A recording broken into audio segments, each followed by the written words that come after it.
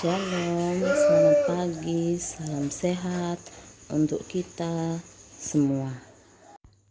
Sebelum memulai kegiatan belajar mengajar di saat ini, jangan lupa berdoa. Mari berdoa.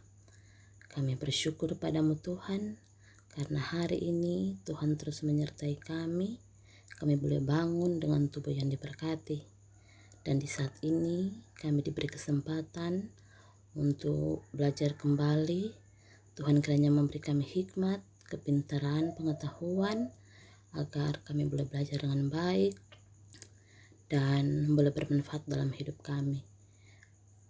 Besertalah dengan kami dalam pembelajaran ini di dalam nama Tuhan Yesus.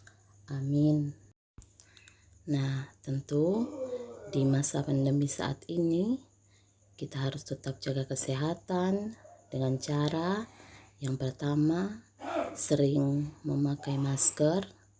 Yang kedua, sering cuci tangan menggunakan sabun pada air mengalir, dan sering atau hindari kerumunan atau belajar dari rumah. Nah, tujuan pembelajaran kita di saat ini adalah siswa diharapkan dapat mengerti dan memahami pembuatan produksi kerajinan bambu dan rotan. Nah, saat ini kita akan masuk pada materi, melanjutkan materi di minggu lalu yang telah kita pelajari mengenai kerajinan kayu. Saat ini kita akan mempelajari mengenai atau materi saat ini adalah kerajinan bambu dan rotan. Nah, bambu sudah digunakan sejak dahulu di negara Indonesia atau di negara kita untuk berbagai kebutuhan. Bambu dapat dibuat menjadi berbagai macam kerajinan yang bernilai estetika dan ekonomi tinggi. Dan pembuatan kerajinan dari bambu dapat dipadukan dengan berbagai bahan lainnya seperti logam, kaca, dan lainnya. Nah, saat ini kita masuk pada bahan pembuatan kerajinan bambu.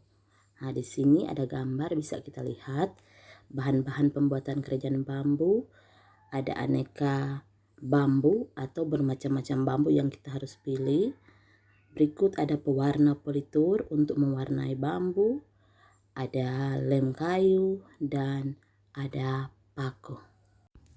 Nah, selanjutnya selain ada bahan, tetapi juga ada alat pembuatan kerajinan bambu, yaitu parang, palu, gergaji, pisau raut, tang, tata, meteran, kuas, bor, dan lain sebagainya seperti yang terlihat dalam gambar.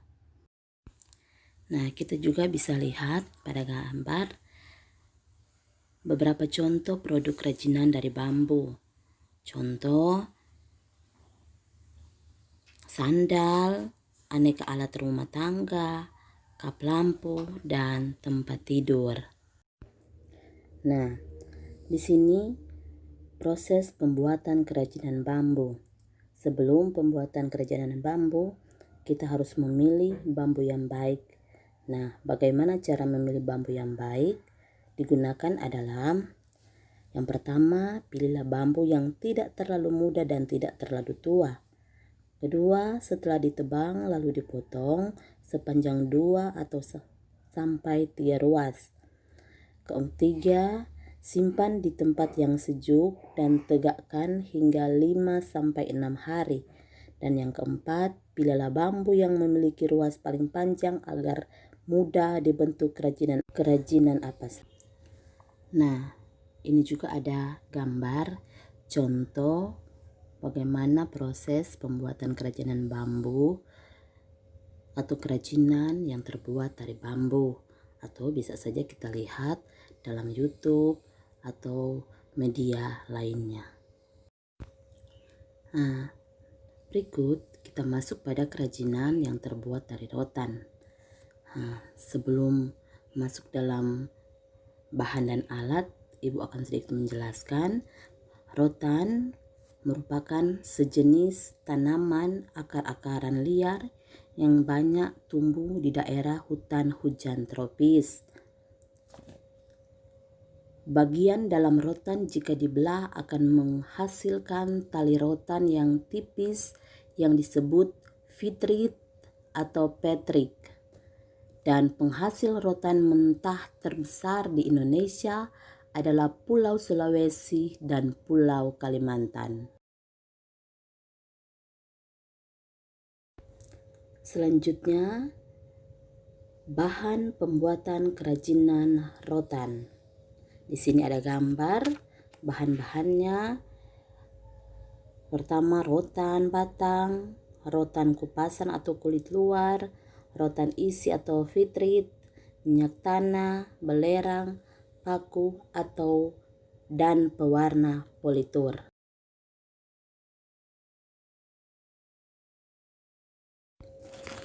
Ada juga alat pembuatan kerajinan rotan yang terlihat pada gambar, bermeja, gunting rotan, palu, papan penekuk, amplas, gergaji, konfor, dan kuas.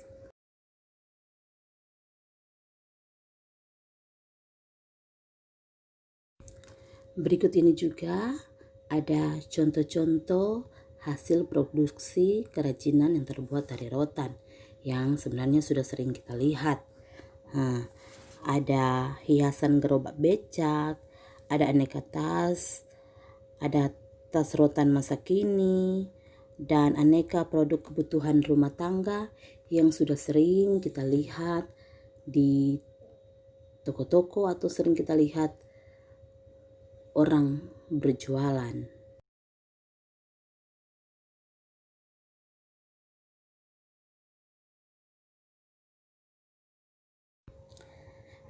Di sini kita juga bisa melihat atau mempelajari bagaimana proses pembuatan kerajinan rotan atau bagaimana tahapan-tahapan pembuatan kerajinan rotan.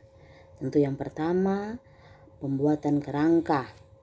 Jadi ketika orang mau baking kursi atau meja dari rotan, pertama orang harus baking pembuatan kerangkanya dulu. Kedua, penganyaman. Tujuannya untuk membentuk produk sesuai desain.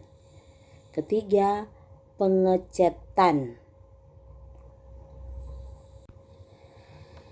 yaitu memberikan warna dasar pada produk tersebut dengan menggunakan kuas. Keempat, proses finishing adalah proses yang merupakan tahap akhir dalam proses pembuatan produk. Itulah tahapan-tahapannya.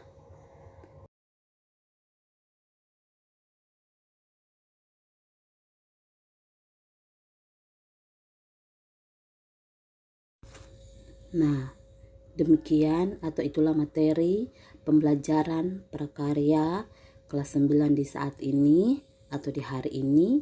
Tentu dengan harapan atau ibu berharap materi ini boleh siswa pahami, boleh siswa mengerti, dan boleh bermanfaat bagi seluruh siswa. Sampai jumpa di minggu depan. Ibu menyampaikan banyak terima kasih. Sekali lagi, bagi siswa-siswa, ibu menyampaikan terima kasih. Salam sehat. Tuhan Yesus pasti memberkati orang semua.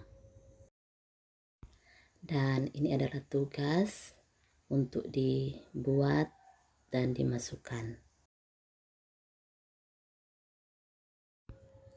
Nah, kegiatan belajar mengajar kita di saat ini boleh berakhir. Tentunya ibu berharap materi ini boleh bermanfaat bagi siswa-siswa. Menutup kegiatan kita akan berdoa. Mari berdoa. Kami bersyukur Tuhan karena Tuhan telah menyertai, memberkati pembelajaran prakarya kami di saat ini, bahkan pembelajaran kami lainnya di sepanjang hari ini.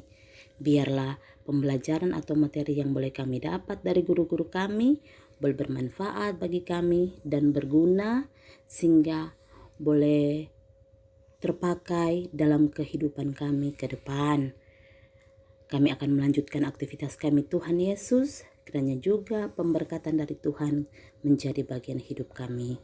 Beri kami sehat kuat untuk kami boleh meneruskan setiap aktivitas, tetapi juga setiap pembelajaran kami ke depan. Berkati guru-guru kami Tuhan, di dalam nama Tuhan Yesus yang adalah sumber hidup kami.